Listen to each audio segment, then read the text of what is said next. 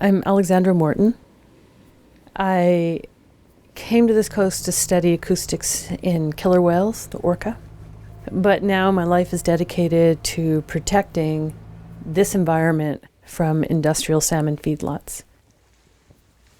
I really never noticed salmon in the beginning except as something to eat, but because the whales were hunting them and their whole lives were based on the timing of salmon, I gradually became aware of salmon, and I went to fishermen a lot because whales are salmon predators, fishermen are salmon predators, and when the salmon feedlots went on top of some of these salmon grounds and the sea lice epidemic began, a fisherman came to me and asked me to figure this thing out. There are very few creatures on Earth that are so successful that they can feed everyone around them and still continue. Fish farming started in BC in the early 80s. I was living in a remote archipelago on the Central Coast. It arrived there in 1987. And when the industry first came into our town, we thought it was a good idea. When we began to notice the decline of wild salmon as a result of these farms moving in, the industry denied us from the beginning. And the government backed them up on that. They don't want to move. They want to operate in the cheapest way possible. They found the places that they want to be. When I was sampling for sea lice, we have like a 150-foot net. And you put one end on shore and you take the other end out with your speedboat and you make a big circle and you pull it in. And then you randomly dip up 100 fish and quickly put them in a baggie, measure them, take a hand lens and look for their lice and let them go.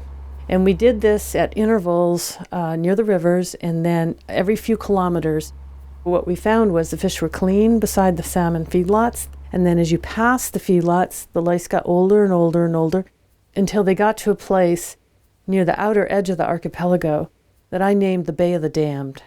Because by the time those fish got there, they were so drained by these lice eating them that they were just floating on their sides. You could catch them with your ball cap. They were dying. I've sampled a lot of farm salmon at this point, and the sheer tragedy of their lives is written all over them. Their deformed faces, eyes with cataracts on them, emaciated open sores, adhered guts, and a terrible smell. My greatest disappointment is that these European salmon viruses got here. You know, I thought I was trying to prevent them.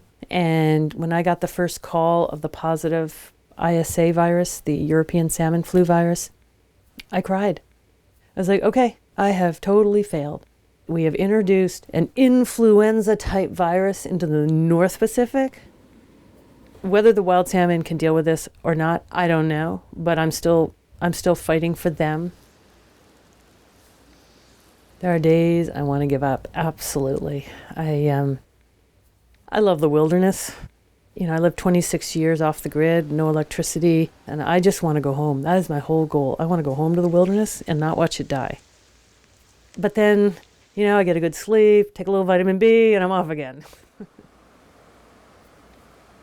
You know, when people say, are we a self-destructive species? I see us more like a bunch of 3-year-olds.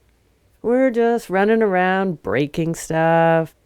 We're rude. We're inconsiderate of our neighbors. We don't really know how to feel what the whales are feeling or the bears are feeling. We're young.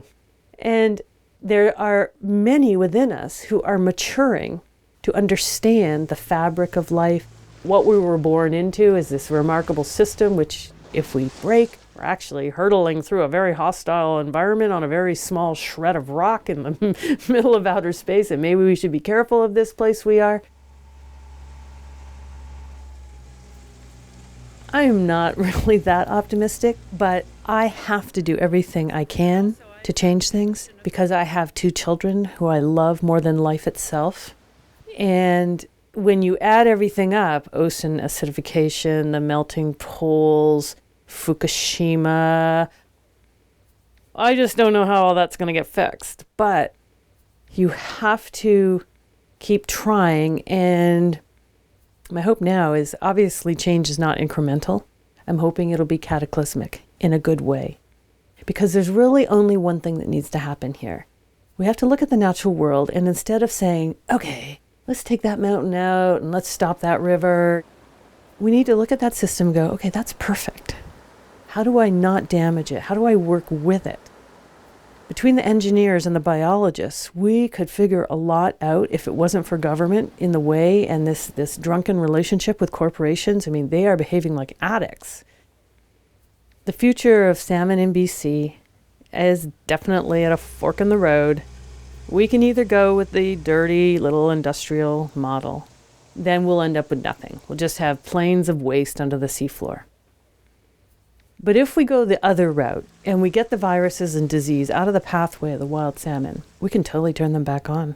Every time salmon farms have been emptied, whether it's Ireland or British Columbia, the wild salmon come back. They're remarkable. The thing is, once you destroy that DNA, they will not come back. Do not buy farm salmon.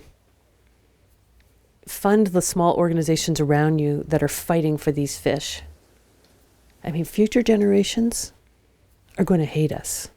They are going to really, really hate us because we are leaving them with nothing. Humanity itself could figure this out. We just need to look at the system, see it as perfect, and figure out how to fit in.